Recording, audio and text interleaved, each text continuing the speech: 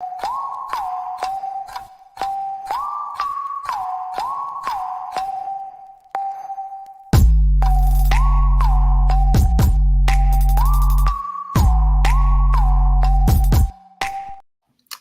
morning, afternoon, evening, whenever you're listening to this. You're hearing the sound of my voice, which means Joe Wiggins is off.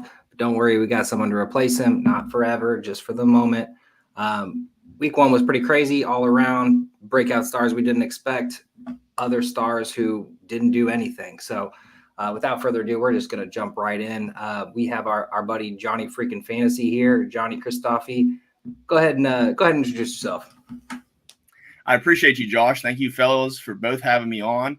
OP Joe Wiggins, got a chance to meet him at the Fantasy Expo. I got big shoes to fill, but I'm going to try to, step up to the plate and hit a home run for you boys tonight. You can find me on Twitter at Johnny freaking F1. If you can see by my gear behind me, a little tough to see. I am a Steelers fan. I'm repping the black and gold. But as the jerseys speak behind me, I'm really a all over the board fan. I root for my fantasy team. So, no favoritism here with me. Talk a lot of IDP offense as well. Work for also IDP Plus. I do a weekly podcast called IDP Plus Trends. Also do defensive back and linebacker rankings for our IDP Plus website. So I'm fairly new to this. I've been on Twitter for about 5-6 years, but for the IDP Plus team, this is my first go around. So this is week 2. It's really nice to we had a crazy week 1, but it's nice to get a firm flow of how the preseason has gone and how things have kicked off so far. So excited to be on. Heck yeah. Glad you're here, Johnny. We've been meaning to get you on the podcast for a while, so glad that we can finally do it in preparation for week 2. Looks like Rugaroo's in the chat. It's good to see you, Roo. Glad you could make it in for this evening. We won't talk too bad about your Saints. Not really much bad to say about the Saints, honestly. They kind of just crushed it week 1. I mean, they were going against the Panthers. Is what it is. Whatever. I can still talk bad about them if you want me to. I mean, we can, but we don't have to because they were pretty good. So, all right, boys, let's just get right into it. Let's start with Thursday Night Football. We got the Bills versus the Dolphins. I'll just bring up the Dolphins first. Look, Raheem Mostert is out, officially out, not going to play.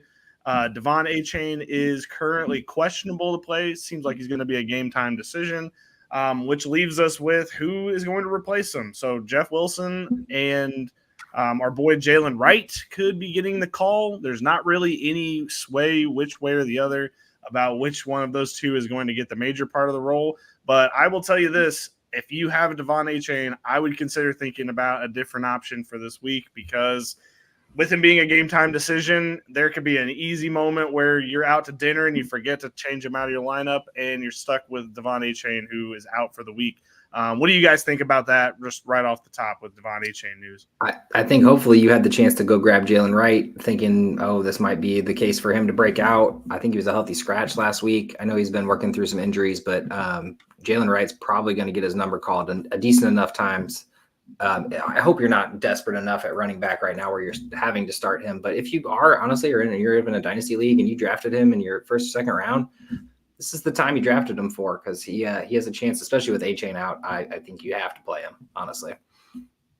Yeah, I'm with that, Josh. I see a lot of people picking up Jeff Wilson as well as Wright. I think Wright is obviously the preferred get for the long-term play. And Jeff Wilson, keep in mind, he knows this offense.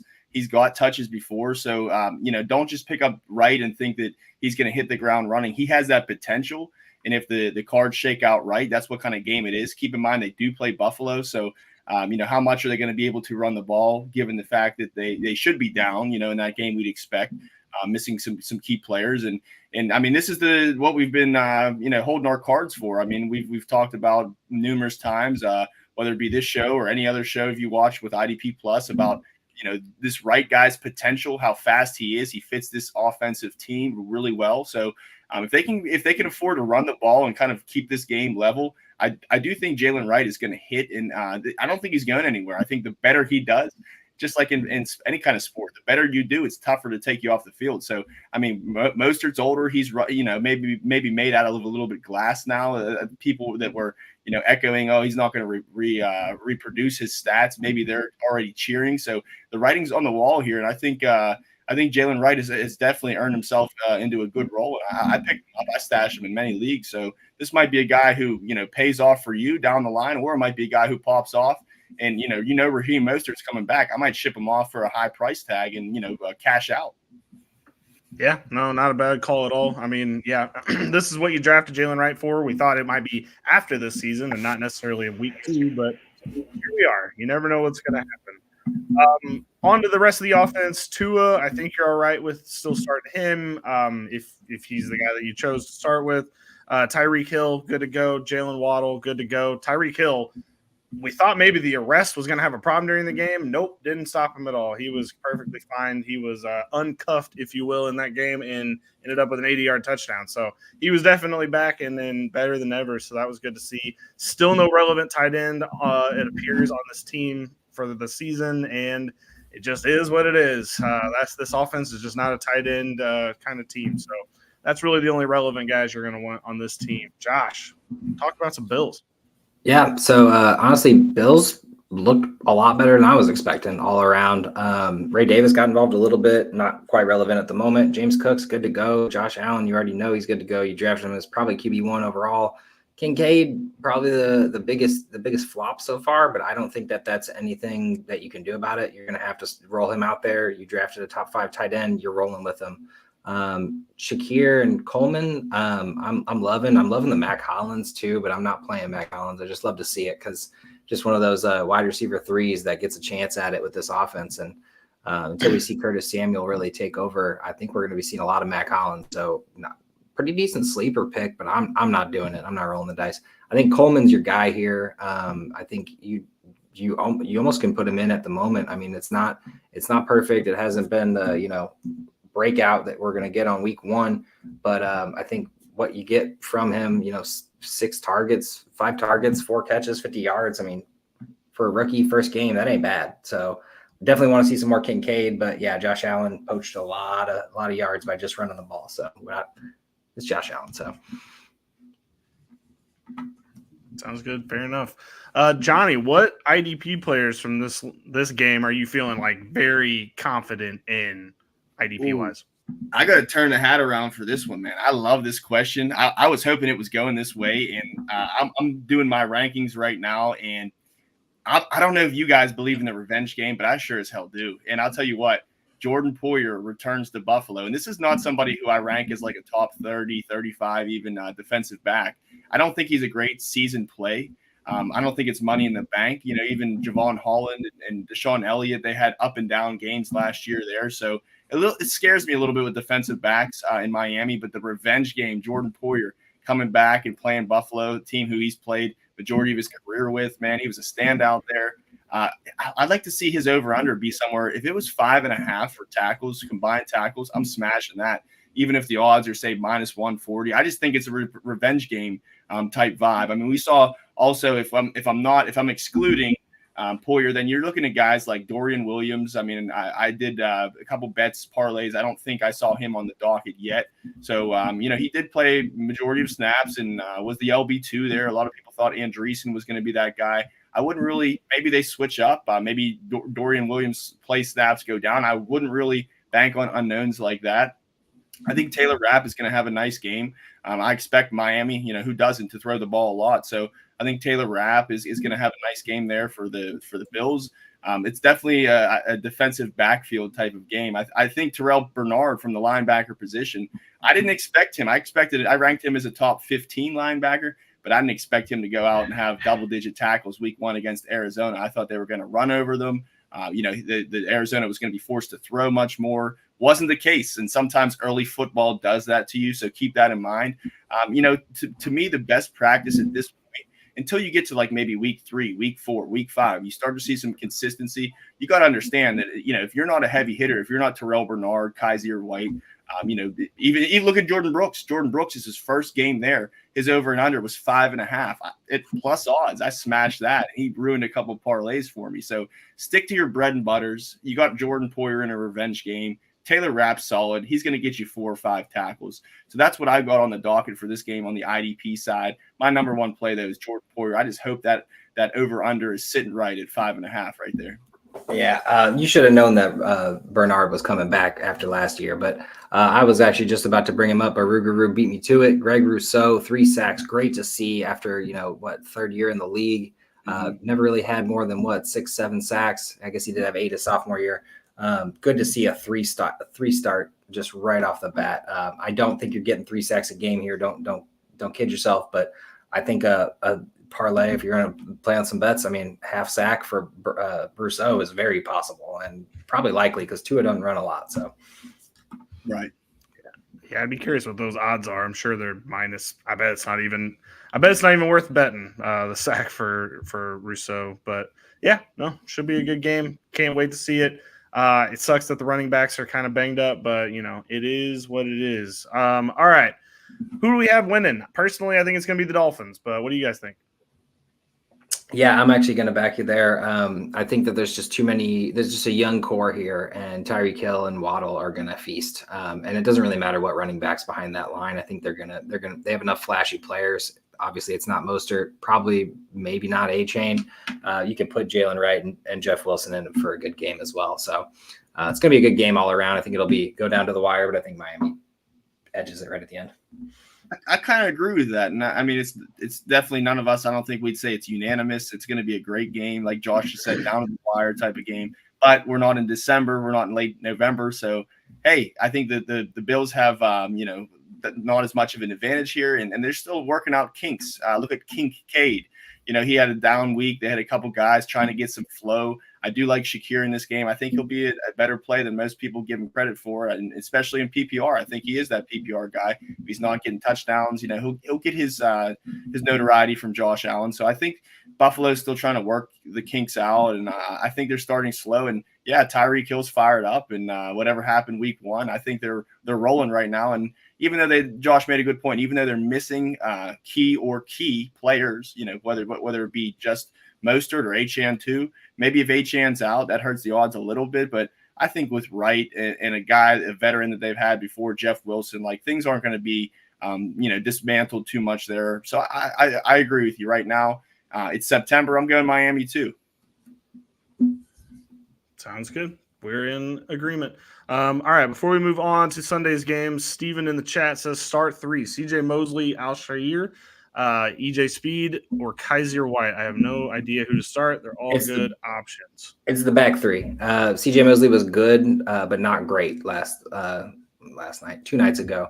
I know that whole defense was just a little bit shaky, but I didn't like the way CJ Mosley came off to start. I think he had 3 tackles around the second, maybe right at the start of the third quarter.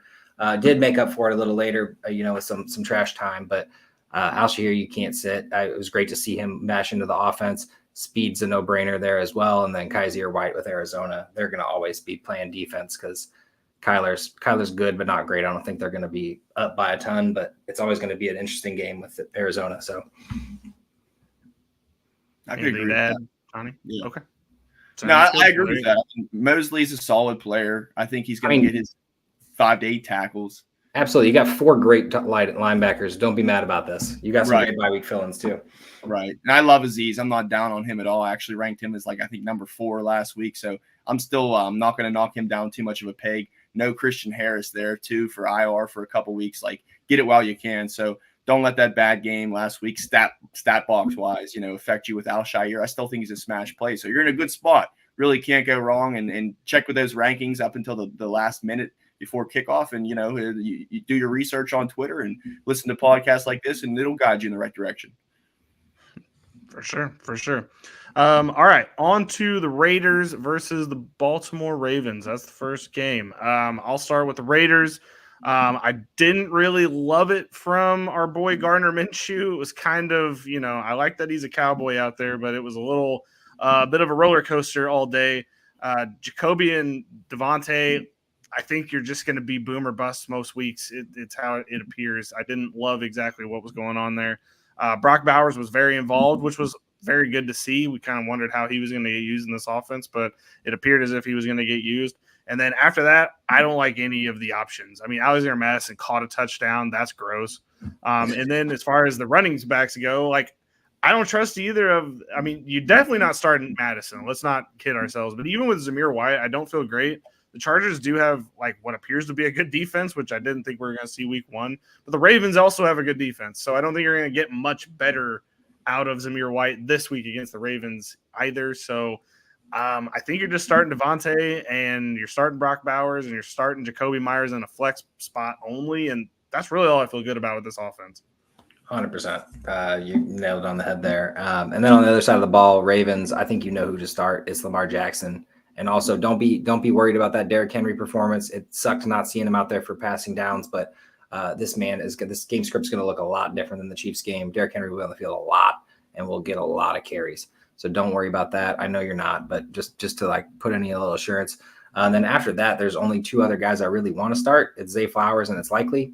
And yes, you can be like, oh, well, Likely's the backup tight end, Mark Andrews, blah, blah, blah, whatever. Likely is a wide receiver. I don't care what you say. You can say it. He is wide receiver 2 on that team. And it is Zay Flowers, and then it is him, or maybe if it's Likely, and then it's Zay Flowers. I don't know. You pick your order. But I do think you can give Mark Andrews another try here. I don't think it was Likely's taking over his job. Mark Andrews was still out there plenty. You got to remember this guy's still coming over an injury as well from last year. He's not fully there, but it's not his fault. I mean, Likely's just explosive, big tight end. It is going to be a 2 tight end system. So do not panic over Mark Andrews. If you have a better option, feel free to start him. See what happens week 2. I'm all good with that as well. But if you have Mark Andrews and you have say you had Njoku as a second, you're done with that. So it's Mark Andrews. But you say you have Komet or K-Dot, and you're not starting him over Mark Andrews. Don't kid yourself. Play yourself Mark Andrews. Hopefully you even went out and got Likely and paired them both, because honestly I think they're both startable. So yeah, I agree with that, Josh. Good point. Mark Andrews is just coming back from a big injury. People overreact at this point in time. They're scrambling. They're low on Mark Andrews because he didn't get the productive game they liked. And then Isaiah Likely, those people that roster him are expecting 2 touchdowns every game, and that both of those are just not true. That's not what's going to be at hand here. And I definitely expect Andrews to have the better fantasy game. I do think that Likely will be involved, and maybe this is something like the Patriots would run 2 great tight ends, Gronk and Hernandez, and maybe that's the kind of offense it is. I can't fathom, starting Bateman out there. I'd rather start 2 tight ends in Andrews and Likely over, any of their second receivers. I still love Zay Flowers. Still think he's going to get his, 6 or 7 catches. And maybe the yardage won't exactly be there. You can't really bank on that, but he's also a home run hitter. He can do that. And he's also going to get his volume. So I still think Zay Flowers is a smash. I think it's not going to be, Raiders are over here playing gritty ball. So Ravens, they have new Derrick Henry. You got some, Mark Andrews starting out with some rust. They got, new coaches, losing Patrick Queen. So they're still, shaking off some rust too. So I don't think, they played a great game. That was a great game week 1, and hats off to them. But I don't think that this is going to be hey, we got our, week 1 out of the way versus the Chiefs. We're going to run over you now. I think it's going to be a gritty game. So I definitely like Derrick Henry in this game, like Jacoby Myers. I think Devontae rebounds. I'm sending trades everywhere out for him right now. If people want to sell him low, I'll take the chance that he'll get right, and I do believe he will. Zamir White is the tough one here. I mean, hey, we knew this was a possibility that if you had Zamir White, doesn't really have much film, any history, right? So you invested in this guy pretty early, top 100 pick, and now he goes out and puts a dud week 1. You probably have to roll him out. He's probably a starter for you at this point, but hey, it is a tough defense, and nothing's given in this league. So, I mean, unless you have a nice flex spot, you can put someone else in besides Zamir White. I'd roll him out again. I think he fares a little bit better. Chances are. I got to disagree with you, bud. The Ravens, they are going to shut him down. Things can't get much worse for him, and I don't think Madison get is involved. Maybe they say, hey, we're going to ride the hot hand a little bit, but come on, Madison ain't it either. Don't worry. It's neither of these running backs, in my opinion. Just this game. I do agree with you. I agree with your logic here. That's not it. That's not all he has to offer. But I can't say go roll him out against the Ravens right now, especially with a team that's probably going to be down by a 2-point deficit easy. So if he's your second running back and it's I'm going to take a Jeff Wilson, I don't think you need to overreach that much. No, definitely don't overreach. But if you have someone on your roster, please feel free to use them. You should have at least 3 running backs on your team. I hope so, at least, unless you have McCaffrey and he was your third, and then in which case, man, you're rolling him out there. So Right, Yeah. right. No kidding. And then also Justice Hill, we need to see it one more week. It was weird, great game script in this last game. The pass catching was really nice. It was a lot of targets, but don't think I can trust that week in and week out. So we need at least one more week, and then we'll see what we got there. I think Justice Hill's in those games where you got two good offenses. The Chiefs make sense. Chiefs Ravens it wasn't a shootout necessarily, but it was definitely a offense versus offense trying to get as much going as possible. This is not the Justice Hill week. It's the Derrick Henry week. Yep, Derrick Henry week. All right, quickly with the IDP. Roquan Smith. Do we need to say any more? Loved what I saw from Trenton Simpson. Like I was really excited to see him as involved as he was in this game.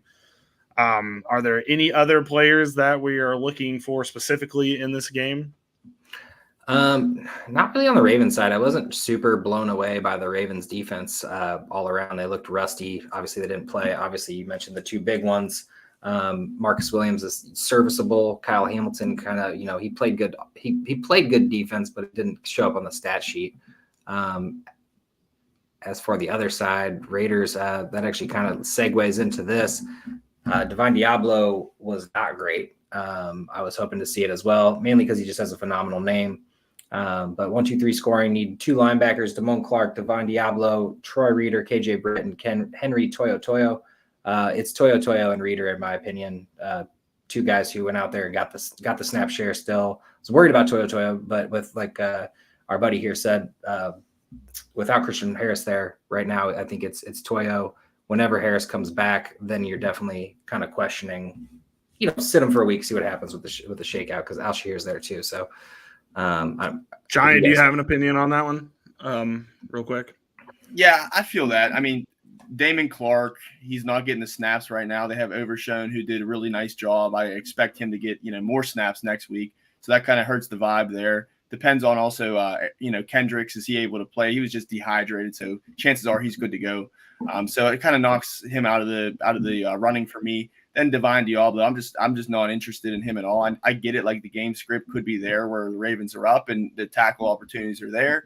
But I'm not really banking on it. I think Spillane's the guy there, and I really can't invest anything at all in Diablo. Troy Reader, hey, right now I agree with Josh. Right now he's going out and getting it at the linebacker position. We've seen this years ago with Troy Reader, pop up and get 8 or 10 tackles for a game or two while someone's injured, and you get so and so's back. He's back to zero. But hey, right now so and so isn't back. And Troy Reader is going to be starting again in the middle. So I think there's a good opportunity to soak up a lot of tackles, and I think that's what he can do. Don't go out looking for a sack or anything crazy from Troy Reader. And I tell you what, I'm with Josh on this one. I will go Troy Reader and Henry. And just simply the fact for Henry is that he's going to be on the field. He's going to play majority of snaps, next to Azeez. I expect both of them to have a great game. Henry had a great rookie year last year. And I would love to say KJ Britt. I'm on that hype train too, but he played only 66% of snaps. My guess is he gets more than that. Maybe they're just kind of easing him in, but it's not bankable yet. So I can't really bank on that. I think eventually, KJ Britt's not somebody you want to drop. You want to hang on to him and leave that, option for next week. But this week, yeah, I'm staying safe and going Reader and 2020. Sounds good. All right. Well, as far as who wins the game, I think it's pretty easily the Ravens. I don't really know if we need to 100%. discuss it that much further. Raiders aren't prepared for this. All right, let's get on to the Browns versus Jags. Johnny, let us know about some Jaguars that you would like to play this week on offense. Definitely Kirk. That's his number one target. I'm kind of all in here on all these guys. Brian Thomas to me is a risky flex. I think he is a big play hitter. He probably gets a couple catches. Maybe you get a touchdown. Maybe there's more volume than what we even saw. So I still think he's a fine flex, even though it's not too bankable. I do like Kirk. I like Ingram. Both had kind of down games last week, especially Ingram. I believe he only had one catch. I'm not too worried about that. He's going to get his at the end of the day. And granted, this, I can't say that they drafted Brian Thomas. Gabe Davis, he's there. He's just another guy. But they fill some position players. So it's this might kind of be real, Evan Ingram's double-digit target games. Maybe that just can't be the case this year, getting Brian Thomas. run game, when you run it well, Etienne, I know you had a fumble, then Bigsby came in and did well. When you're running the ball well, you run it. Also, too, in this game, I don't expect Cleveland to do much offensively, which means that, maybe that the Jaguars don't have to throw like crazy. It's not a shootout. So maybe that tempers your expectations a little bit. I can't start Tank Bigsby, but I'm definitely going to hold him, and hopefully his touches grow or that injury happens, unfortunately, and then he'll be a capable runner. But as of right now, I'd say Brian Thomas Jr., fine flex, nothing bankable, nothing given, but a fine dart throw, big potential. I still like Christian Kirk. Still think he's a WR2 for fantasy sake, and I still think he's the target hog there. And Evan Ingram, I just can't see where he's going to get one catch a game. I'm not saying it's going to be 10 catches, but give me at least 5 or 6 for him. So I think he's going to be involved here. Test the Cleveland defense. I don't think you do it really too deep. Try to check downs, keep things a little bit short. So I think, it might be a better game for Evan Ingram and Christian Kirk than what you saw week 1, obviously. Yeah, I definitely agree. I think Etienne, you got to play him. You drafted him where you drafted him, 2nd, 3rd round. He is where he is. Obviously, yeah, hold Bigsby. Let's see what happens here. After a fumble, you expect to see a running back, get pulled and put the other one in, and he did fine. It's honestly great. It's finally time to see some Tank Bigsby. Last year was rough for him. On the other side of the ball, though, it's looking rough, man. That was a rough start. Obviously, Cowboys are no joke, but the Browns got to do better than that. They got to keep the game at least within reach. They got embarrassed. So they're going to come out here, and they're going to come out firing. We lost Njoku. I think Mark Cooper, you're rolling him out there, and I think Judy can be a fine flex. Seeing 3 catches for Judy, not pretty, but one was a touchdown. So I think he is more than capable of being rolled out, especially with Njoku out. There's no real, Jordan Atkins, sure, but that guy's not coming out here for the targets. So I do think Judy can be played, and I know Amari Cooper can.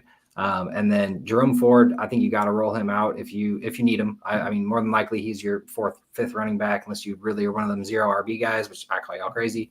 And Deshaun Watson is probably just not even on your team anymore, but at the same time, do not start him just for now. The Jaguars D is good, but not great. So there is a chance that they go out there and score some points, at least fantasy wise. I don't know. I can't believe we spent this much time on the Browns. No, you're not starting any Browns except for maybe Jerome Ford. I don't care. Amari Cooper got 9 targets. They weren't catchable. As long as Deshaun Watson's out there, this offense is unusable as far as pass catchers go. Even Jerome Ford should have had a better day. He had like 6 targets and he only caught 2 of them because the balls are so uncatchable. All right, we got to get ourselves. You wasted so much time with the Browns. Let's just get going. I'm saying we got a fireball bet on this, man. Okay, there's not a single wide receiver 3 on this team, so not even a top 36 player on this team next week. All right, bet. Easy. We're good. Okay, easy money. I can't believe we spent this much time on the Browns. I thought this was a Passover team because of how disgusting they were in week 1.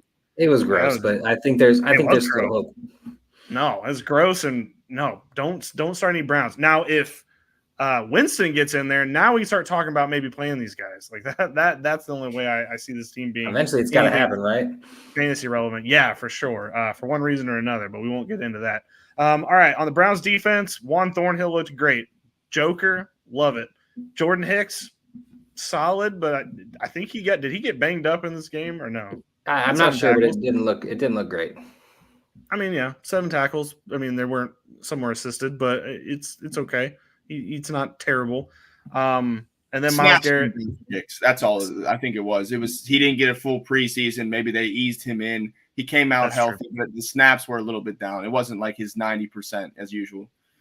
And then Garrett kind of boom or bust with the sack. So you know what you bought into if you drafted Garrett. Other side, obviously, Olakun, solid player, love him.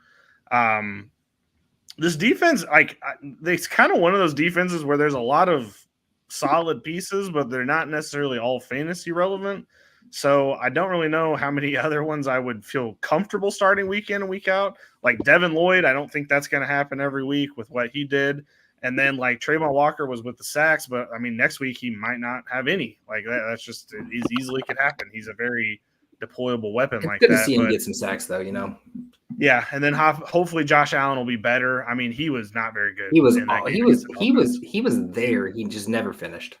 Well, and then he got penalties, which also weren't good. Like, I don't know. I didn't love what I saw from Josh Allen, but let's give it a couple weeks. Maybe he can fire it back up. You definitely drafted him to play him each week in and week out. So hopefully you're going to do that. But all right, before we get to the prediction, Ruguru does ask on Twitter real quick, do you think Denzel Ward is going to travel or is he going to stay on Brian Thomas the whole game? Johnny, you're our DB expert. What do you think?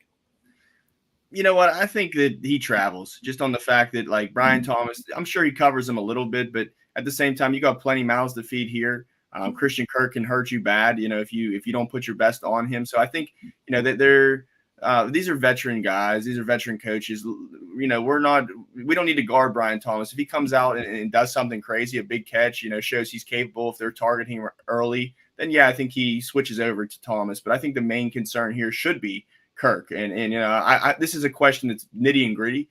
It might, switch up to what happened last week. If Ward was on the number 1 or the number 3, depending on where he lined up, doesn't mean it's just going to happen this week. So I'm not following the Browns beat writers like crazy, but I think you can probably get a solid absolute answer. If you look this on Twitter or Google, I'm sure that this is just a minute search and you'll be able to find that good answer. So, but I expect him to travel. I think that there's many targets here, and we can get beat by Brian Thomas, and if we do, so be it. But we're not going to get beat by Christian Kirk. I think 100%. That's fair. All right, I think the Jaguars win because Deshaun Watson is not good at football anymore. 100%. Yeah, I'm with that. And speaking for your IDPs, I will say this. I love Devin Lloyd, especially against Cleveland. I think that if they stick to the run, try to not let Watson go out and blow it early. I do like Devin Lloyd. I like Oluokun, absolutely. One name that I want to say who's real. I think he's real. We talked about in the preseason. He showed up, and I think he had 7 or 8 tackles. That's Antonio Johnson. This guy is filling the void at safety. That Rayshon Jenkins left. Andre Cisco is the other guy there. Like, to me, Andre Cisco is never an IDP guy. So Antonio Johnson is relatively underground, unknown right now. So don't let that phase you, and don't overlook him. I'm ranking him pretty high this week. Yeah, well, absolutely. Anyway. All right, on to the Jets versus the Titans. All right, the Jets did not have what we would call a good game against the 49ers, but I'm actually going to say that I think this was a lot of rust. Like you could see the bones of what this offense is going to look like, but the 49ers are not the team that you go against in prime time and break some of the, kind of shake it off a little bit. So I'm actually going to say that this team's going to be fine in the long haul. I did like a little bit of what I saw, but as far as your starters, I think Aaron Rodgers is good to go. I didn't like the first game, but again, 49ers, I think we're going to be better against the Titans. Breece Hall looked great in spurts. I think that they loaded up the box a little bit, so it was a little harder for him to get going. But I think in this game, he will get going. As far as the wide receivers go, Garrett Wilson was the number 1 target. You feel good about that. And then Alan Lazard back from the grave again. Aaron Rodgers will not let him die, and so therefore I think he's startable on this team, sadly enough. Yeah, no, pretty much nail on the head there. I hated seeing it, but Rodgers visibly frustrated. The tip interception, nothing you can do about it. Yeah, Tennessee, it didn't look good either. They had a game, threw it away literally by Will Levis. Levis is not starting. He's not doing the breakout that we thought he was going to do. Hold on to him though. Let's see, because obviously there's still some talent here. Pollard is really the only person you want to start on this offense. It was very clear that he is the number 1 and same amount of targets as Taiji. 1 less catch, 16 carries to 4. I'm taking Pollard all day. Taiji, do not drop him yet. Let's see what happens here. This might be a different split in the future. And then wide receiver wise, I mean, I guess you play Ridley just because of where you drafted him. It wasn't terrible. I guess 8 points isn't the end all be all, but Hopkins did not look like it, but also coming back from an injury. So if you have to start Ridley, I understand. I wouldn't want to if I'm you, but Pollard really the only offensive weapon here that you're starting. Sure. All right, Johnny, Definitely. defense. What do you got? Defense in this game. I like CJ Mosley. I mean, we talked about him earlier that, the pick down to 4 guys. I mean, CJ Mosley's still top 20 linebacker. I think game script is dependent on this game. I mean, this is a good New York team, good defense. maybe they're up and, Tennessee has to throw the ball. I think Tennessee comes out with something, to prove in this game. We didn't get it week 1. We're going to go out guns a-blazing. So maybe that's good for everybody involved, Hopkins and Ridley down to Tyjae Spears. I still like Tyjae Spears. But I tell you what, I was not on the Calvin Ridley train. I still think Hopkins is the guy who's going to get most targets by the end of the year, especially as he gets in better health. Maybe that hits off here in week 2. I would not, hang my hat on it. I would not bet on it. Absolutely not. But on the New York side, we got on the defensive side, I should say, we have, going back to CJ Mosley there. I still like him. I think he'll get his 7 or 8 tackles. We got Quincy Williams. He's a walking bomb at any given time, might have 8 to 10 tackles. Tony Adams was a guy who had 12 tackles and a sack this week. Somebody who, don't fall for the trap because he's done this before on us. He's had these big games, and the next week you pick him up and you start him and you're excited, and then he gets back to like 4 points. So maybe this is one where you take 2 or 3 weeks to see, is this real? Is this sustainable before you start him? It's a fine pickup, especially if you're in a deeper league. And defensive backs are volatile, so maybe you threw it at first, and you're gauging the market now. Maybe he's a guy you pick up, but I wouldn't comfortably start him in this matchup against Tennessee. So there's a variable of things that can happen in the game to dictate this, but I do not like Tony Adams. I would not start him. I would definitely start Quincy Williams, CJ Mosley. Chances are you don't have 3 studded linebackers where you can afford to sit one.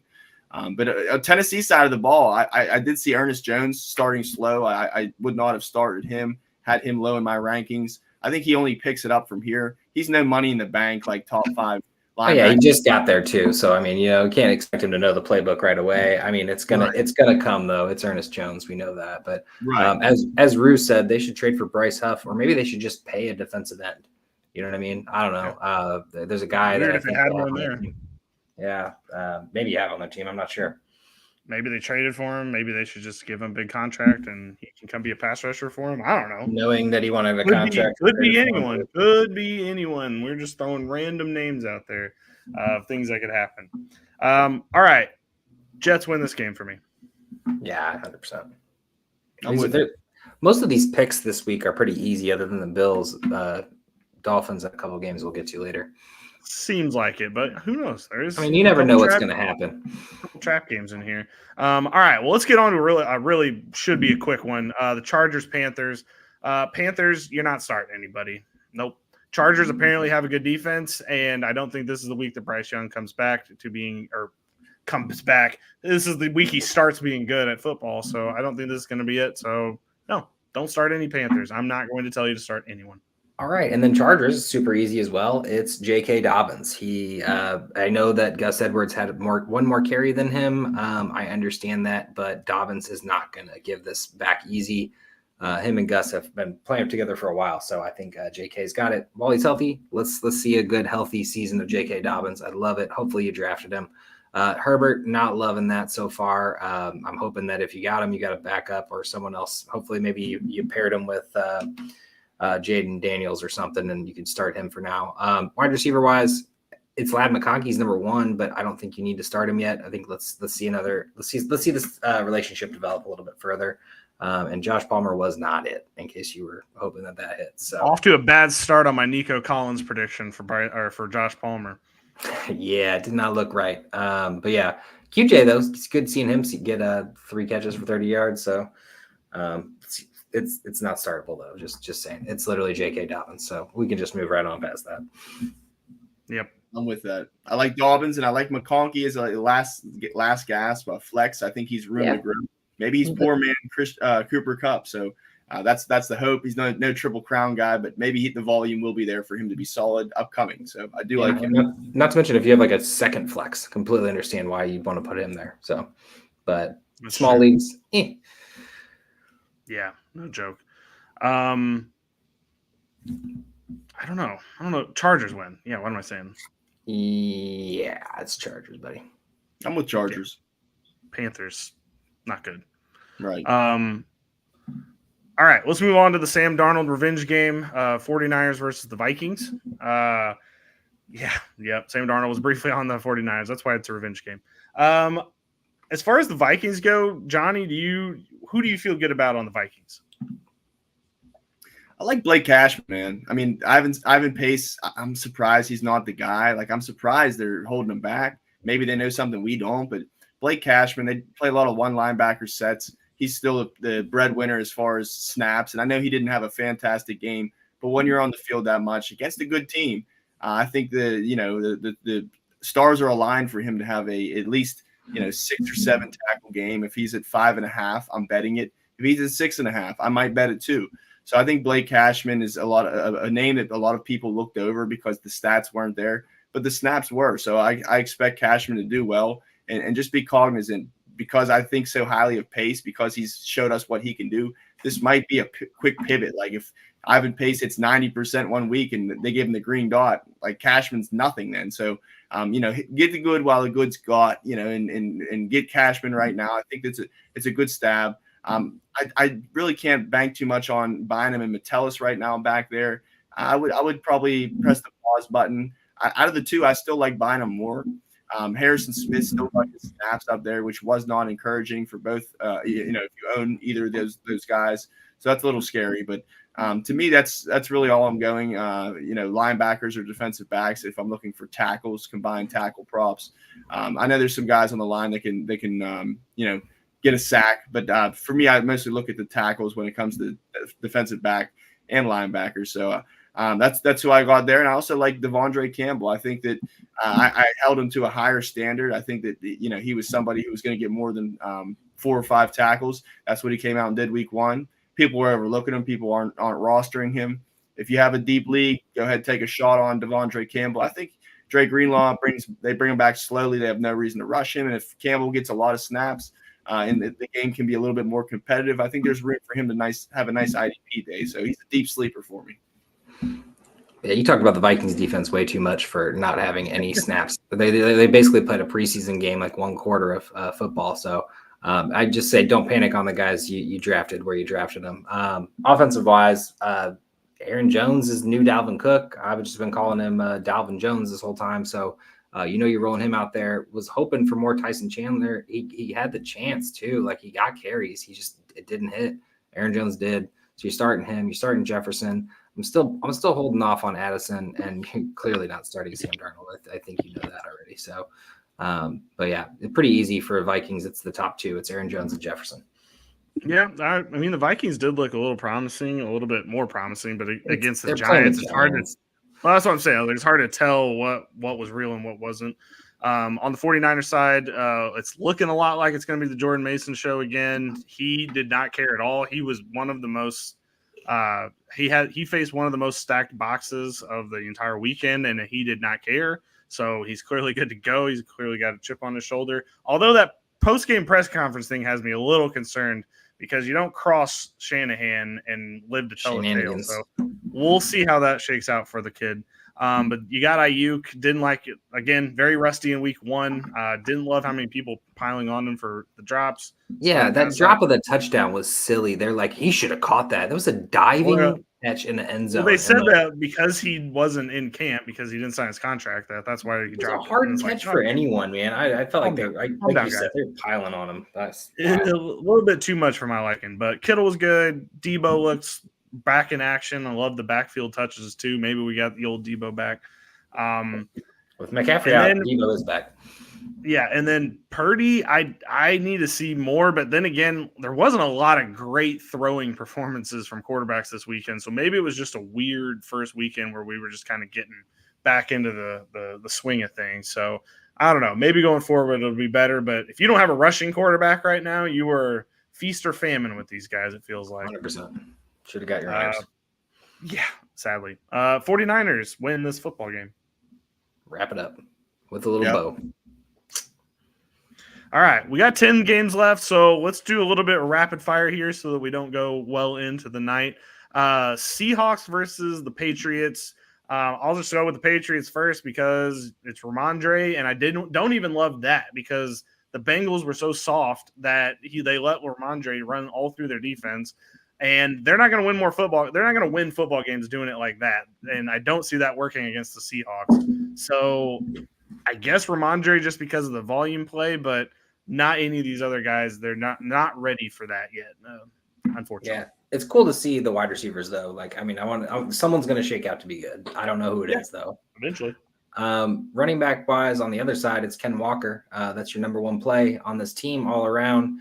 Yes, Charbonnet did get touches. I understand Walker was out today for practice. Everyone's panicking. It is Wednesday. That's at least when we're recording this. Let's calm down. If he's out, you don't want to start Charbonnet. I've never seen anything good from Charbonnet in a fantasy game, especially when he has the backfield to himself. Feel free to do it if you want to. I don't believe in it.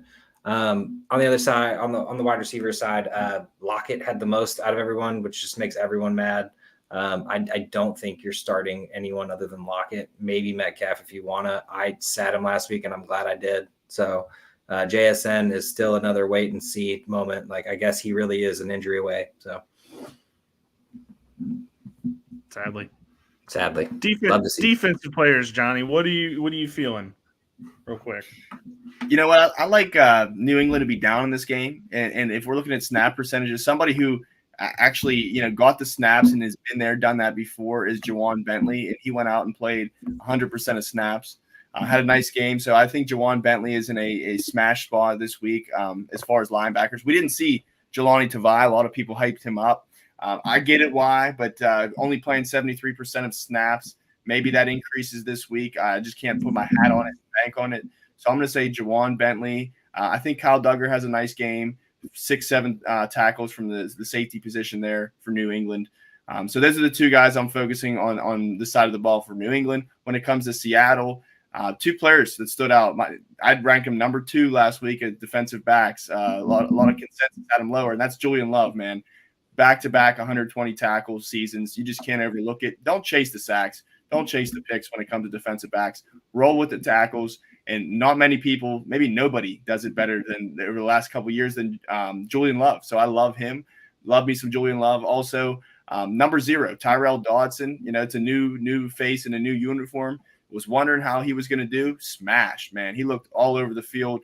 Was making plays in the backfield. I thought he was a safety at some point, making tackles so deep. So this guy's an animal. He's all over the field. He's real. So yeah, big fan of Dodson, man. One of my favorites. Yeah, I was kind of doubting myself, but I saw it week 1, and hey, I'm on track now. That's all I needed to see. So love Dodson, love, and actually McKinney, Rayshon Jenkins, who I talked about leaving Jacksonville. Now he's there in Seattle, 6 tackles. I think he picked up where he left off. So if he's sitting at 4.5 tackles or 5.5, I'd take that prop too. And the Seahawks win. Patriots is a fluke. Seahawks win. Seahawks do win. I will say I did not love Seahawks are going to win, but I will say if no Ken Walker, don't love some of the stuff that was going It'll be a on closer game. I think these are both teams that are kind of not great. Geno also not who I think we think he is. No, man, that contract's looking rough. All right, we've heard of the unstoppable force versus the immovable object. Well, this is kind of the opposite of that. When we're going with the Giants versus the Commanders, you have the absolute worst offense versus the absolute worst defense. So who is going to succeed? For the Giants, I have Malik Neighbors, and there will be another player. I won't know who it is. Might be Wan'Dale Robinson, might be somebody else that's going to pop off in this game because the Commanders suck on defense.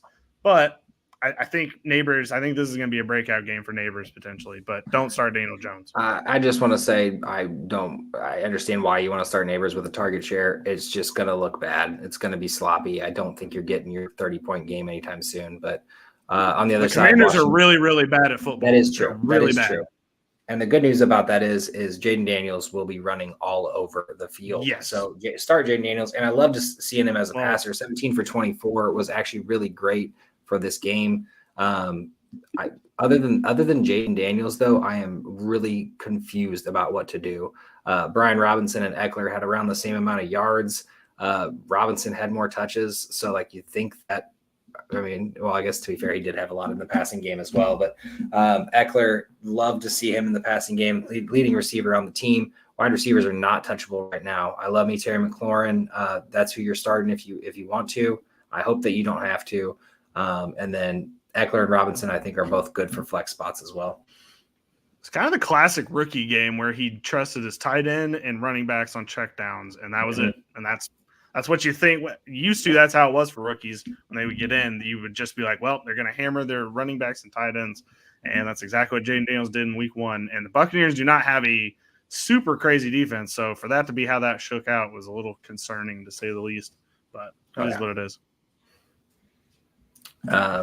I don't care who wins, but one of them wins.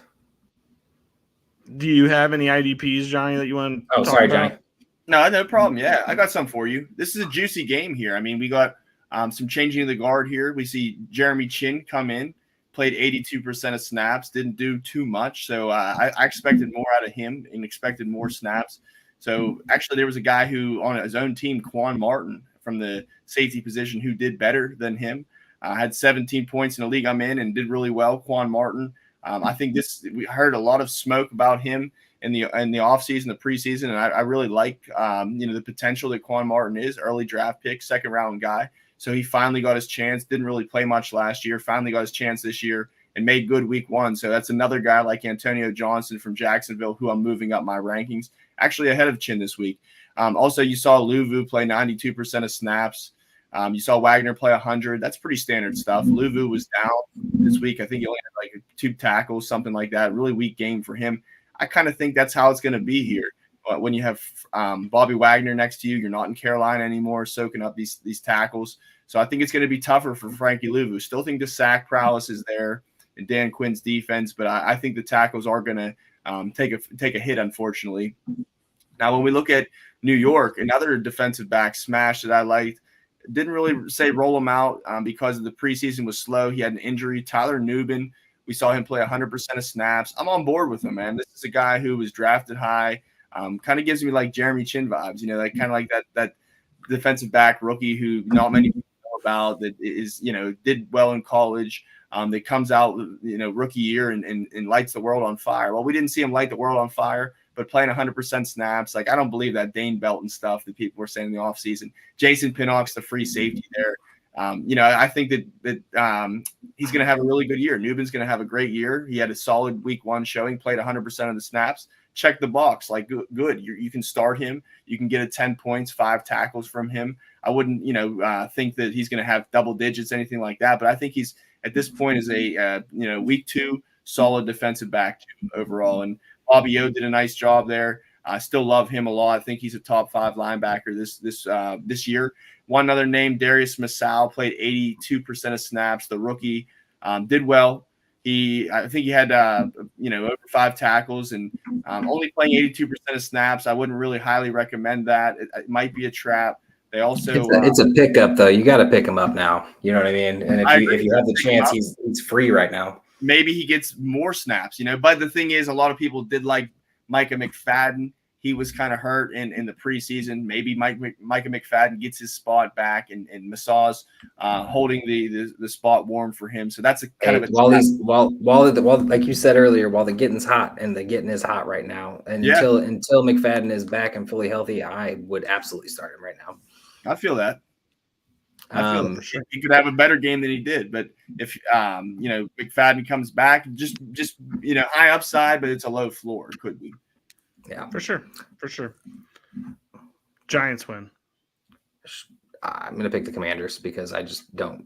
I'm not agreeing with you on this one. I don't think the Giants win a game. Fair enough. I'm gonna say Johnny? Commanders. I think Jaden Daniels gonna come out and show something here. Yeah, he's always gonna be flashy. It would be good to see, but I don't know. I don't really like either of these teams. I think they're both kind of bottom feeders. Way too long for them. Yeah, sadly. All right, Saints versus Cowboys. Johnny, who on the Cowboys offense would you like to start this week? Oh, love CeeDee Lamb. Absolutely love him. Ferguson may not start. So if he doesn't, obviously that's an easy choice. But if he does, chances are there's not many tight end ones out there. You got to start him if he's starting. I don't love to start Zeke. I think it's 10 or 12 points if you get lucky. Maybe Dowdle. This is his week. Who knows? So I wouldn't really love to start anyone in this offense really besides CeeDee Lamb right now. I'm still high on Jalen Tolbert. I know that we're throwing him out the window after a lackluster week. Brandon Cooks was there. To all those people that love Brandon Cooks, I love him as a player. But at the same time, like I don't think he's going to do that every week. When you finally put him Consistency. in the lineup, he's going to get you 7 points. So to me, it's CeeDee Lamb or bust here. 100%. I think Zeke falls into the end zone as per always, unfortunately. But on the other side of the ball, it's pretty easy as well. It's Alvin Kamara and Chris Olave. I know Chris Olave had a down game. It's not going to be every game. I will say Shaheed's a flex opportunity. Do not think that you're getting 3 catches for 70 yards every time in a tutty, because that is not likely. If you're in kick returns and Scott Fishbowl, you already know about Shaheed. If you're in redraft and you're like, who's this guy? You know him now. I don't think it's a play every week, but this week, especially if this game gets out of hand, he might get some late targets. But it's Olave and it's a Kamara and it's maybe Shaheed, and then you're cutting the line right there. Moreau's performance was great, but there's still like 7 tight ends on this team, so don't get too excited about that yet. For sure. And then as far as defense goes, DeMarvion Overshown was amazing. We were kind of hoping this would happen a lot sooner, but it's happening now, and we'll take it for what it is. Eric Kendricks got banged up, but he was good as well. DeMarcus Lawrence, loved the 2 sacks. That was incredible. And then Micah Parsons, wasn't a super great game for Micah Parsons, but at the same time, like kind of the rest of the defense was having a game. So like I don't really hold that against him all that much. It just is what it is. As far as the Saints go, kind of a bizarre first game, so it's kind of hard to tell who was actually doing, if that's actually sustainable going forward, because they were playing the Panthers. But Alontae Taylor had 3 interceptions. Don't really think or 3 sacks. Don't think that's going to happen in a single game. And then the rest of them, I think, to be fair, I think it's just going to kind of be nobody's going to get 10 tackles on this team. I just don't see it. I think it's going to be a mixed bag of who you're going to get from there on out. Just that's me personally with the Saints defense. I think 100%. It's a unit rather than specific players. Yeah, I would have loved to see it for Pete Werner, but it doesn't seem like it's the case. Ruger says Cook's revenge game. Honestly, he's been on so many teams at this point, I completely forgot, or he was originally on the Saints, which is just so wild to me because, like, man's been on 100 teams at this point. And to Rue's point, DeMarcus Lawrence, sure, pick him up. I don't think you start him right away, though. It's Parsons. It's, he's banking on the other side off everybody blocking Parsons. So is what it is against what happened there. Saints lose. Sorry, Rue. Yeah, I think it's the Cowboys that win this football game. Yep, I'm going Cowboys on this one too, for sure. Average Joe's Fantasy says, I don't like Olave this week. I secretly don't either, but you probably don't have any other option, unfortunately. Buccaneers versus the Lions. So this was a rematch of a playoff game last season, which the Lions did win. I like Baker Mayfield this week. I like Mike Evans. That connection seems to be back and stronger than ever. Chris Godwin, back from the dead, kind of left him in the dust last season, and he is back to actually play football games. I don't love Rachaad White. It's kind of the problem that we thought in the preseason is kind of exactly what ended up happening in the first game. He wasn't great, and he's not very efficient, which is unfortunate, but the pass catching work was great. So my prediction is probably by week 7 or 8, we're going to have Bucky Irving be the runner and Rachaad White be the pass catcher on this team, unfortunately. It's just how it is. Rachaad White's a good pass catcher, not a great runner. Bucky Irving is a much more fluid runner, so I'd rather him be running the ball at that point in time. But those are my only guys. Baker, good to start. Rachaad White, good to start. Chris Godwin and Mike Evans. And then I could see in a pinch flex spot maybe trying Bucky Irving, but I don't love it yet. Yeah, it's happening though, just not yet. Yeah, we're getting there. We're getting there. Not yet. All right. What you got, Johnny, for the Lions for offense? I'm on Ross St. Brown. I think the squeaky wheel gets greased here. I still like Laporta a lot too. I think they'll need him. As far as running the ball, I think I like all of these guys really. Montgomery, I think he falls in the end zone, like you had mentioned. Zeke, still Gibbs getting it, catching the ball, running the ball. I think these are both walking bombs just waiting to happen in the backfield. Montgomery could still erupt, have a huge game. So, I think this might be a shootout type of game. And I think, all cylinders will be firing for Detroit at least. I think they're going to mix the ball up well. And I expect, guys, wide receiver ones, going back to Steve saying average Joe saying Olave, same thing with Amon-Ra St. Brown here. I think the squeaky wheel gets greased, and I don't think he's going to have a 0 for 2, starting out the season. So I like all these guys, really. Start them all. Oh, yeah. You start them for sure. J-Mo, love to see the breakout. Love to see it continue, but let's see what happens. Don't rush and start him over someone silly. On the defensive side of both these guys, Jordan Whitehead with Antoine Winfield out should feast here. So there's some really like a ugly defense other than that. Honestly, I'm really thinking this defense kind of falls apart a little bit without Winfield there. Corners are still good, but I feel like Whitehead should sweep up some points here. Love to see Tryon Chewinka finally getting a sack. I feel like it's been 3 years and he's just now getting his first sack. I know that's not true, but it feels that way.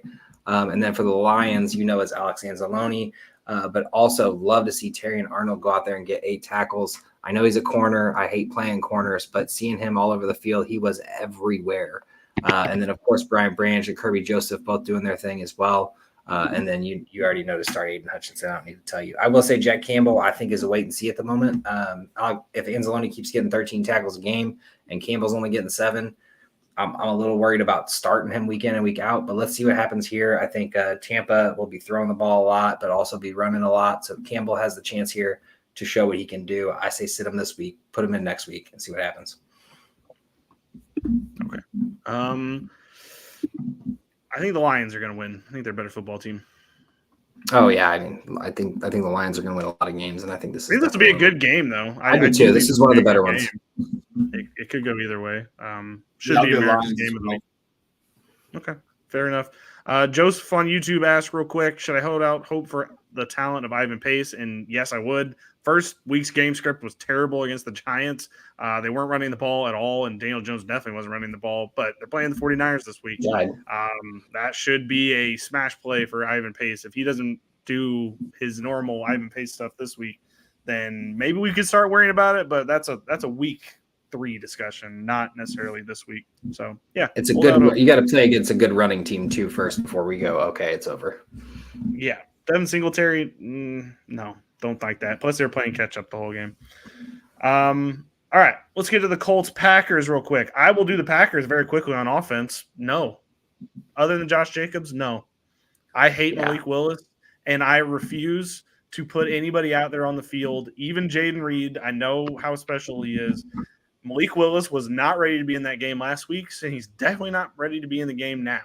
I hate what he did in Tennessee. I hate this. I don't want any part of it. So Josh Jacobs, I'm perfectly fine with that, but no other Packers should be in your starting lineup. I know that that's going to receive some hate because people love the players, but as long as Malik Willis is out there, I don't trust any of them. Yeah, and then with the Colts, Richardson's stat line was pretty ugly on the passing side. The rushing side was great, but the passing side will get better. I know that everyone's worried about that, maybe just a little bit. Obviously, some big plays. Alec Pierce, Ashton Dulin, 2 big touchdowns. Pittman will get his. Do not worry. Do not go out and panic. I think Alec Pierce is the real deal, but I think Dulin's a one-off. It's going to be the Deshaun Jackson 1 touchdown every 3 or 4 games. Maybe it's only 1 catch. Adonai Mitchell's a wait and see. You are not starting him yet. Obviously, 1 catch for 2 yards ain't doing it for you. And also Jonathan Taylor, you already know you got to start him. But I will say I think this passing game gets better with Richardson. Texans D is just super, super good.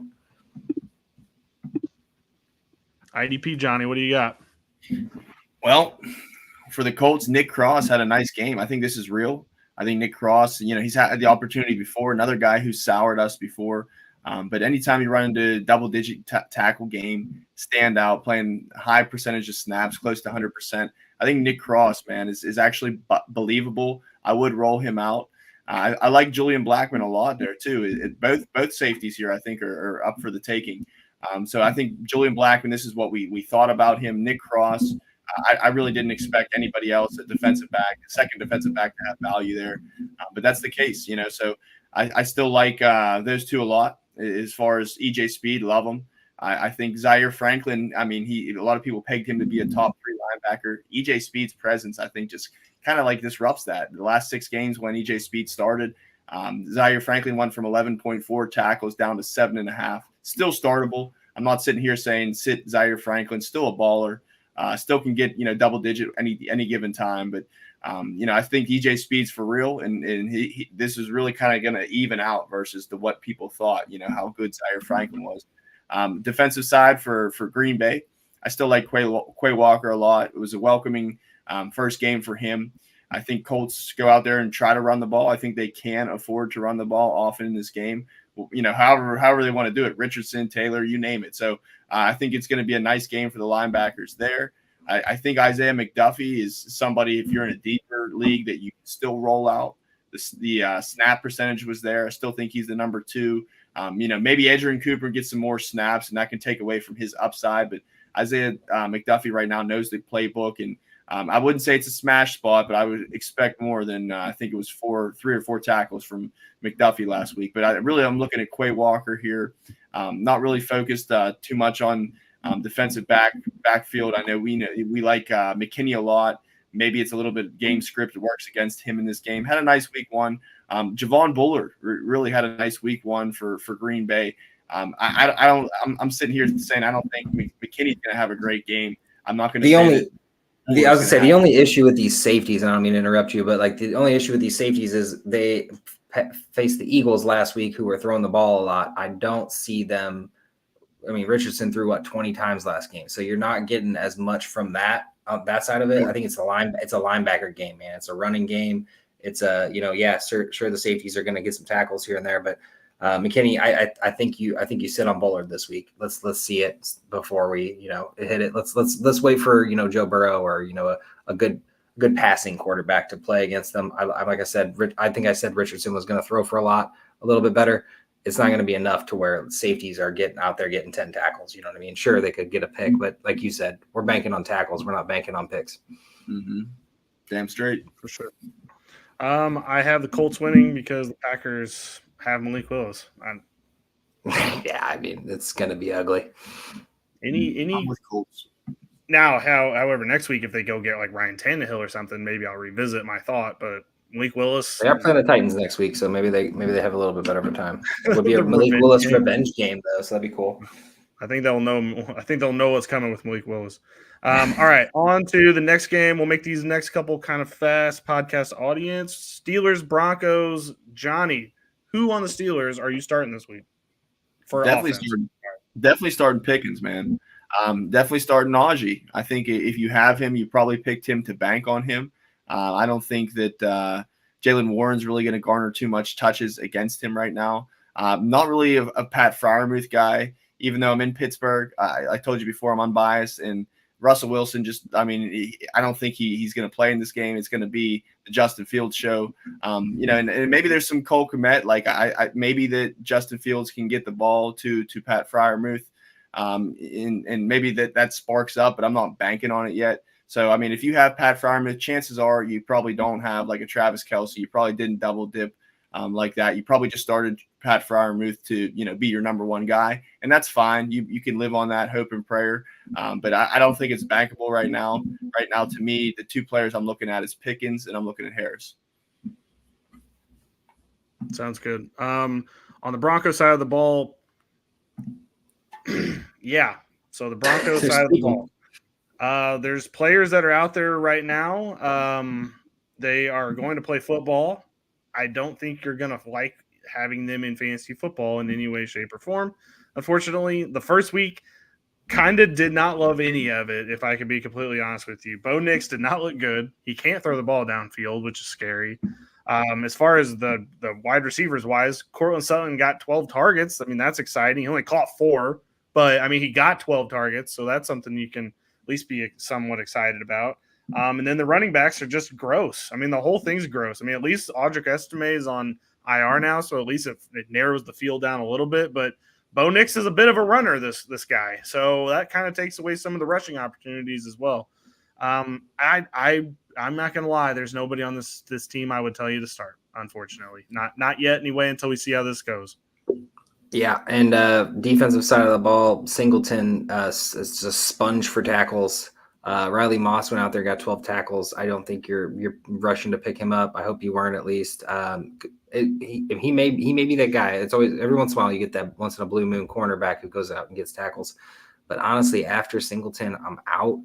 Jonathan Cooper did get 2 sacks. I can understand if you want to start him. I don't. I mean, I guess the good thing is they should be getting sacks against Pittsburgh, but Justin Fields is slippery too. I hate playing defensive ends against a slippery quarterback like that.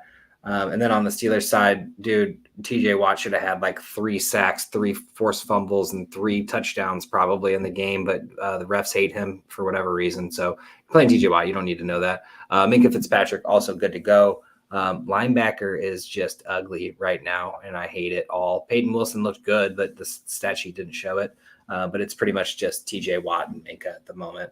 I'd love to see Patrick Queen do it. I think you probably get a better matchup here just with the fact that Denver likes to run the ball, but I can't tell you to go do it personally. So I feel that. I respect that. I mean, Patrick Queen, it's tough for the Steelers to have successful fantasy IDP linebackers. That was Devin Bush, I mean, great linebacker for a little while, and then he is just off of a cliff. Right. So, I'm with that. Patrick Queen, you drafted him high. You expect him to be a solid LB2, but at this point, you can't really bank on it. And this isn't the game for it either. So, unfortunately, don't start him in that one. But PJ Locke on the Denver Broncos side, I do like PJ Locke. Played 97% of snaps. The box score was a little bit light for him, but don't write him off just yet. Don't overlook him. And Cody Barton let me down. That was another guy. I'm with you, Josh. Just Singleton or out on that one. I can't bank on Barton playing 59. Everybody loves Barton too, man. He's like IDP darling. And he will be at some point. He will. I agree, but it didn't look good the first week, and I don't see it looking super great the second week because there's a chance they skunk Denver, and TJ Watt might do all of it. So, right. Steelers win this football game. Denver sucks. Yeah, 100%. That's sad for Denver fans. I feel bad for you guys. Steelers 2-0. Only AFC North team with a win. Kind of weird. Kind of bizarre. Quickly, I'll read the chat, even though it's just comments. But this week is for Fields to win the job for the season. Might be something to that. And the thing is, I think they're going to win. And I don't know if it's necessarily going to be because of Justin Fields, but he's doing enough to win the football game. So I guess that counts. He didn't give it away like some other quarterbacks out there. And then Average Joe's also says, I have Pickens as a sit. Don't like Surtain Covington. I don't either, but I don't know what else you're going to do. If you have him on your roster, it's going to be hard to not put him out there and expect for the best. All right, on to the next game is the Rams versus the Cardinals. Division matchup, kind of excited for it. The Cardinals side of things, there's a lot of panic on Marvin Harrison Jr. right now, and I get it. It was a weird week for him to start. Kyler was kind of all over the place in the game. Some throws you're like, okay, Kyler's back, and then there's a couple where you're like, this is check down Kyler again. The rushing side of things, Kyler, you're going to start him for sure. James Conner looked like his old self. That was exciting to see a little bit, but Trey Benson's coming. It's not going to be yet, but it will eventually get there. Trey Benson's coming. And then on the receiving side, Greg Dortch is the check down guy. That's kind of exciting. Trey McBride, well, it'll happen. It didn't happen in this game, but it'll happen eventually. And then, like I said, Marvin Harrison Jr., you got to start him again. They have to scheme him balls. I know he only got 3 targets, but they've got to get him like 10 targets. I don't care if he doesn't catch it. Like we just need to get the ball in his direction, and we'll just see what happens from there. If you're going in the top 5 of the NFL draft, you should be able to corral 6 out of 10 targets. Just I don't know, just in the way that it goes. So hopefully we see a little bit better this week. I think it's going to be a shootout, so feel pretty good about this one. 100%. And speaking of shootout, Matt Stafford and Cooper Kupp, Breakfast Club is back in action. It is literally only these 2 guys that you're starting, at least from the pass catching game. I understand people rushed out to get Tyler Johnson. It could easily be Demarcus Robinson as well. Puka's out for maybe even more than 4 weeks at this point, which is sad for fantasy football and football alike. Explosive guy. I want to see him back as soon as possible. But until then, it's Cooper Kupp. 14 catches, 75 targets. He's going to get all of them. The other guys are not startable. I mean, if you need them in a pinch and you're in like an 18-team league and you're about to get eliminated because I don't know, whatever weird thing, sure, roll Tyler Johnson out there, but don't be mad whenever he doesn't hit. And Kyren, one thing that everybody said was, we're gonna have Corum. He's coming to take the job. He's gonna split the carries. He did not touch the ball. It's Kyren Williams' show. Ronnie Rivers touched the ball a little bit, but not enough for me to want to start anyone other than Kyren Williams, and he is still that dude. I know it didn't look like it on the stat sheet, but the Lions are a great defense and a great football team, in case you were wondering. And then I will say, actually, weirdly, Colby Parkinson actually had a good game, 4 catches for 4 yards, and I don't want to start him, but like if you're in a pinch, you lost Njoku and the waiver wire's thin, and Parkinson's there, feel free to put him in. I mean, somebody's got to catch balls in this team other than Cooper Kupp, but it's pretty much just Cooper Kupp. Johnny, what do you got in IDP? So IDP side, there's some potential here. Obviously, you're rolling out Kaiser White. I don't love the game script. I expect the Rams to throw the ball a lot, which they do. So maybe that hurts Kaiser. Still a guy, you're banking on. You roll out there, he'll probably get you double digits still. So he's fine. Mac Wilson, 63% of snaps, had a double-digit game. Solid player, only playing 63%. So that to me was a wake-up call. Didn't really expect the LB2 to have much value there. I still think that playing against the Rams, it's not a sexy, juicy game flow.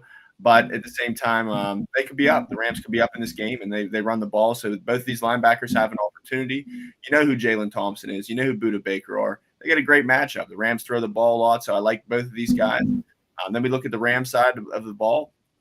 Still like Byron Young. Still think a solid defensive lineman. Coming back, we talked about Troy Reeder before. It's also like Jared Verse there, too. I want to say that snaps were a little bit down. He gets his still. So I think there's only room for improvement on Verse, like both of those guys. Then we look at the linebackers. Troy Reeder, 100% of snaps, double-digit games. That's his, on his pro reference all over the place. When he gets in the game, he makes those tackles. So I think that's legit. Don't think that the Arizona Cardinals are going to, be able to run all over the Rams in this game. So maybe temper expectations a little bit. But I still find value there in Troy Reeder, especially if you're somebody in a deeper league. And there's the safeties there. Both of them, Cam Curl, Quentin Lake, both had 100% snaps to their game sheet. Cam Curl, a little bit down game, but I'm thinking he bounces back in this one. Arizona's going to throw the ball. They're going to come out hotter than they did last week. So I like Cam Curl to have a better game and double-digit tackles for Quentin Lake the first week. So hopefully he can improve on that. It's tough to hit double digits, but if he can stay around 7 or 8 tackles, I think he's a fine play. Yeah, this is a great IDP game just because it's going to be a lot of offense. I mean, none of the defense showed that they're going to be completely stopping something. So look forward to seeing this IDP showdown. As for the winner, honestly, I'm going to go with the Cardinals. I think they right the ship. They get Marvin Harrison the ball. They get Trey McBride the ball. They figure out that their stars are stars and get the dub. I got Cardinals as well. We'll take the Rams. I 100% understand. It's a coin flip. Definitely a coin flip. All right, on to the last of the late afternoon slate, the Bengals versus the Chiefs. Johnny, on the Bengals, who are you liking this week? Well, shoot. I guess we got to throw out Chase. You can't draft him and not start him. If he's starting, you start him. And, that's a byproduct of, slow preseason for him. And things were just off. Joe Burrow couldn't really get the ball moving. I thought Yoshi Voss was going to be a sneaky start. He didn't do anything. It wasn't like Trent Irwin had 2 touchdowns and it was his game. So it's really I really can't bank on the lighter receivers, but I am going to bank on Chase coming back. Joe Burrow, you drafted him early. You probably have to start him. You probably can't find a better option on waivers. And I'd really wait this one out. Says he's healthy. We'll see if that's the truth or not. But as of right now, he is. And, maybe him and Chase with a week's worth of practice can make things better and fix the situation. So still love Chase. As far as the running backs, I think this was a something that the managers didn't really see coming, that Chase Brown really wasn't able to do all of that. And to me, I wasn't really expecting him. I still think Zach Moss is a good running back. Chase Brown was not very effective running the ball last year, very effective in the pass game. And maybe he, finds his avenue to success that way this week. And I could see that happening. Zach Moss, Chase Brown, to me, they're bottom barrel flexes until this situation really pans out. So really, all I've got is starting Jamar Chase comfortably, and that's not even a money in the bank too. He started off slow, so we'll see how this goes. You got to start. You're starting Jamar Chase. He's your number one draft pick. You don't have a choice, unfortunately. Right. You can't sit him. So on the Chiefs side, super easy for you here. You're starting the Chiefs. Patrick Mahomes all day. You're starting Pacheco, but I do want to say, man, he is not looking good on the ground. I don't think you're getting the 40 points from Pacheco that everybody for some reason thinks is happening. He's good for 15 though. You're fine. Worthy. The hype was worth it. They finally found the new Tyreek Hill, which we've been trying to draft for 6 years. And then Rashee Rice gets everything and nobody covers him. He's the new Cooper Kupp. And then Travis Kelce, down week, but it's Travis Kelce. Do not worry about this. We know he's getting older. He's still a stud. And then after that, you're cutting the line there because it's the random Jujus, the Justin Watsons, Noah Gray. Love to see it. Great. Honestly, maybe a good handcuff for Kelce, but other than that, you're not starting him. For sure. And then on the IDP side of the ball for the Bengals, Logan Wilson looked great. He was very involved in week 1 versus the Patriots, but they did run the ball like 30 times, so he had a lot of opportunity to be involved. Dax Hill was the only one that came up with a sack. I do like him in the safety. I think we finally figured out what the safety is going to be. It's going to be Hill and Von Bell, who's also usable in a pinch, but I don't love the start. Sam Hubbard, it's time to put him in the cupboard. Use that. Okay. Time to put Hubbard in the cupboard. You put him out there every week and you're like, I'm going to get a good defensive end week out of him. And it never happens every week. It's the same stuff. It feels like, so the thing was, he used to have a good floor. He used to get 6-7 tackles. Exactly. That's not happening anymore. It's just not there anymore. And I can't take it. So I'm done with him. It's over. Hendrickson didn't have a great game, but there wasn't really an opportunity for him. So I'll forgive him for that one. We'll see how it goes the next week. On the Chiefs side of the ball, Jalen Watson, where the hell has this guy been? I'm just saying. It was kind of came out of nowhere there. It felt like with 11 tackles week 1, kind of surprising. Nick Bolton didn't look great in game. 7 total tackles, 3 solos. I don't know what on earth we were doing with. He looked terrible. We're back to we can't trust the linebackers in real life, unfortunately. So that kind of sucks. Justin Reed looked great. Leo Chanel looked great as well. Past that, though, you're kind of going with hit or miss guys. Drew Tranquil did not play the whole game, so that wasn't great. And then Chris Jones, if you have to play a DT, he's probably the guy you're wanting to call upon there. But other than that, it's sack or bust, basically, for him on defense. 100%. I really want to say that the Bengals show their stuff here, but honestly, the way the Chiefs played the Ravens, I don't have a lot of faith after Burrow's first performance. But it's clearly the Chiefs when you're not picking against the champs.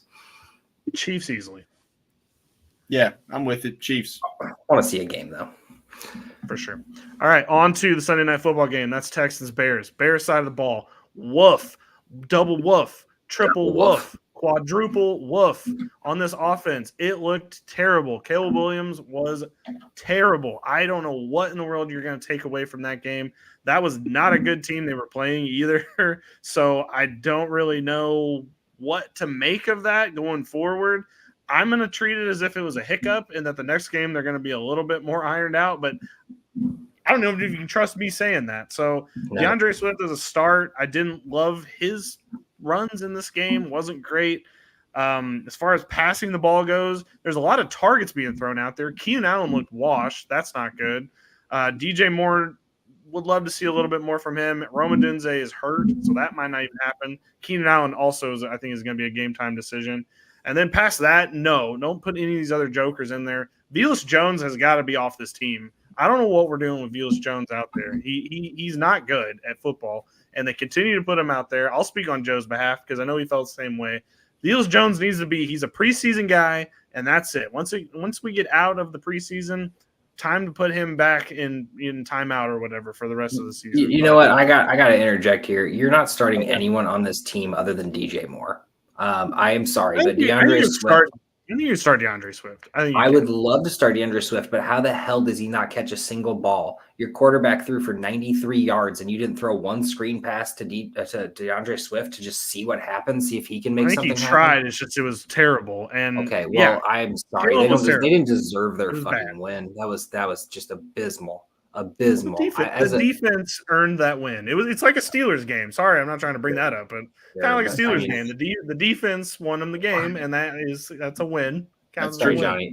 This is where it really gets heated. I'm embarrassed for all Bears fans out there. And remember that 4,000 yards you think you were getting from Caleb, off to an auspicious start. Let's just put it that way. As for the Texans, just fire up everybody, man. Like, you don't even need to question it. Dell, Diggs, Collins, they're all getting theirs. That don't even worry about that. This defense is good, but you can't sit any of them. Stroud actually had a little bit of a rough start to his first game as well, but I don't think that you have a problem, because I don't think Mixon's stealing all the touchdowns.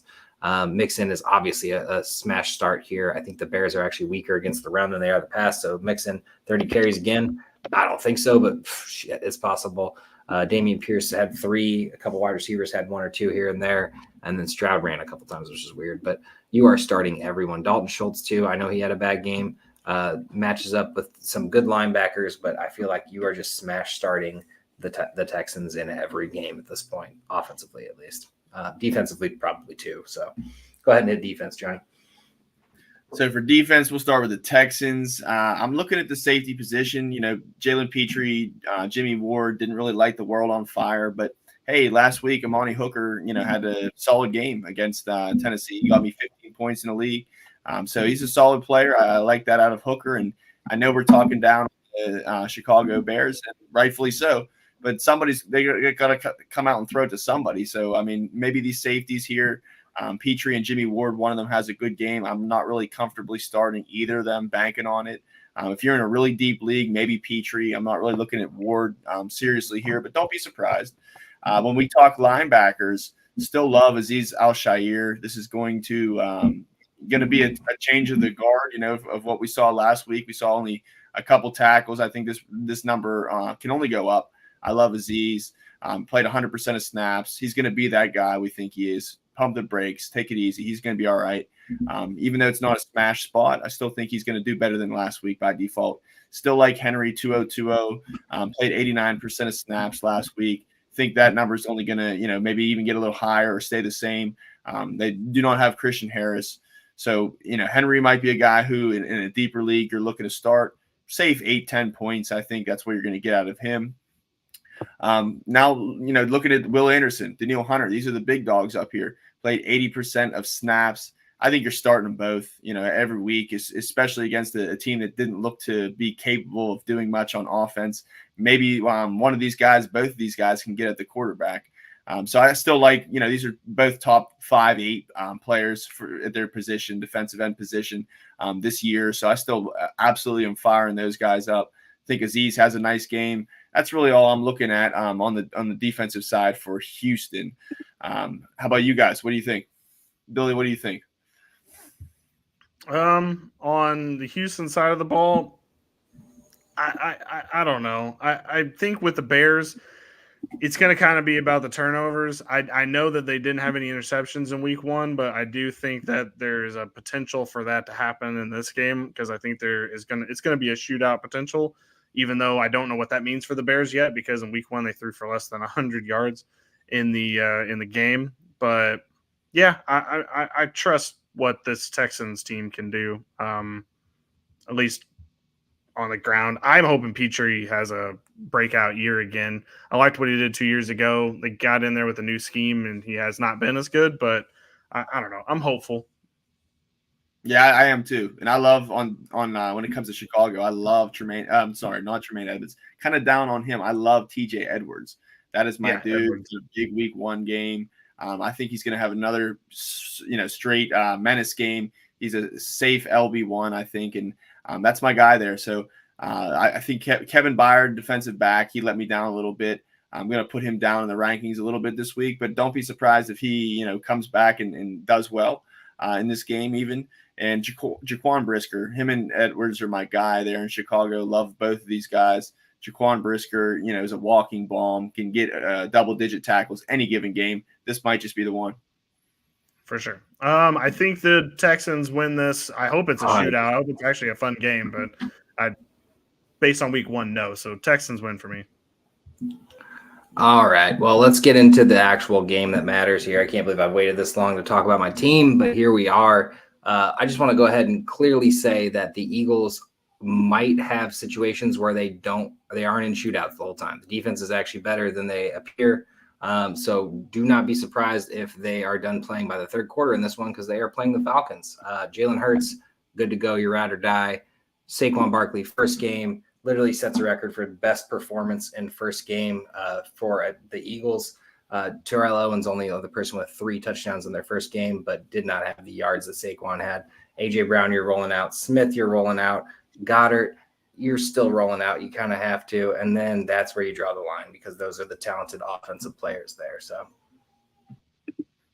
for sure. I'll take the IDP. Johnny, what do you think about the Falcons offense? Falcons offense, I still like Bijan. Not sure if this is, going to be a smash opportunity for him. They may be trailing, probably are trailing in this game. So maybe he gets a couple catches because of that, but I think carries are going to be a little bit tougher to come by in this game. Still love Drake London. Still love Kyle Pitts, the upside at least that they have. I expect them to be down in this game. Because of that, I think both of them, their upside, needs to be understood. So I think Drake London, greasy wheel gets squeaked. He'll have a nice game, bounce back. I think Kyle Pitts, the same thing. I mean, especially Kyle Pitts in the red zone. I'm hearing rumblings of Kirk Cousins not being fully healthy. That kind of scares me a little bit. But as long as he can go into this week and start the game, then I think that means that they feel confident in his health. And I'm still, you can't sit Drake London. You can't sit Kyle Pitts right now. You probably don't have Travis Kelce to back him up. You probably aren't having Amon-Ra St. Brown in the flex. So roll these guys out. Game flow might help you. They're probably going to be down. I like their odds this week as far as fantasy. For sure. I really hope it bounce back, because that first week did not make me feel good after I didn't think the Falcons were going to come out and light the world on fire, but I did think they were going to be a smidge better than what they showed in week 1. Right. As far as the defense goes on Philly, Zach Bond had a nuclear game. Devin White should be back this week, I believe. So I'm kind of interested to see what that means for the Zach Bond train. Kind of think this spells disaster for Nakobe Dean, even though Nakobe Dean's kind of, it's not going to show up on the stat sheet what Nakobe Dean is out there doing, but he's definitely like a good glue guy for the defense.